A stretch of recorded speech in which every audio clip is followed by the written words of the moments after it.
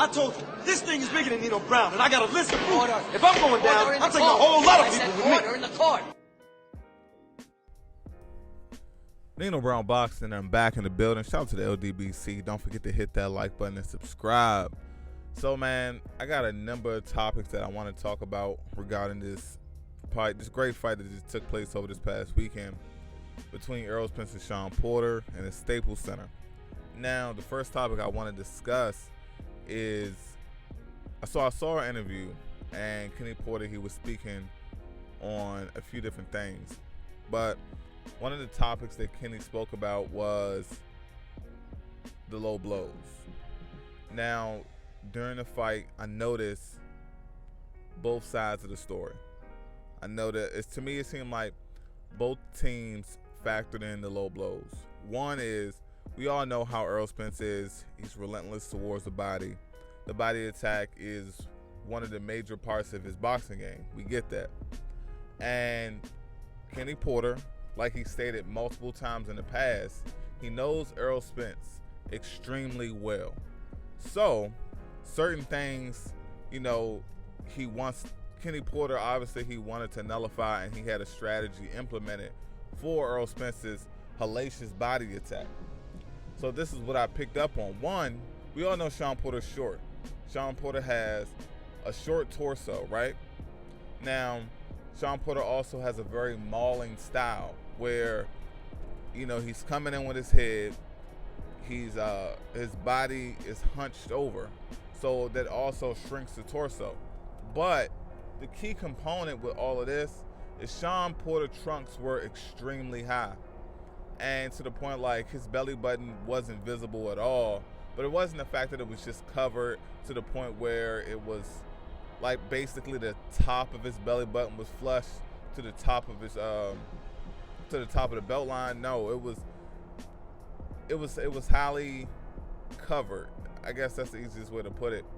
And I felt like that was a strategy implemented by Kenny.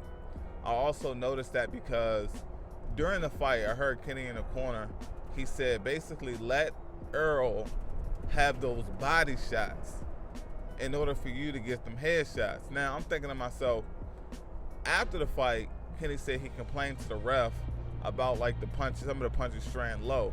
And the ref told him basically, there's nothing I can do about it. Shawn has his trunks extremely high. And I was like, wait, see, now it all makes sense. Like, Kenny is well aware that Errol Spence is going to the body. He's well aware that some of the punches are slightly straying low. But the fact that he would tell Shawn to give Errol the body only told me that that was a part of the strategy to basically have the trunks high, complain to the ref, trying to negate Errol Spence's body attack. But unfortunately for Team Porter, Jack Reese, he didn't fall for it, and he let Errol Spence continue with his body attack. Now, I do understand that some of those punches were straying low. I'm not going to pretend at all like it wasn't.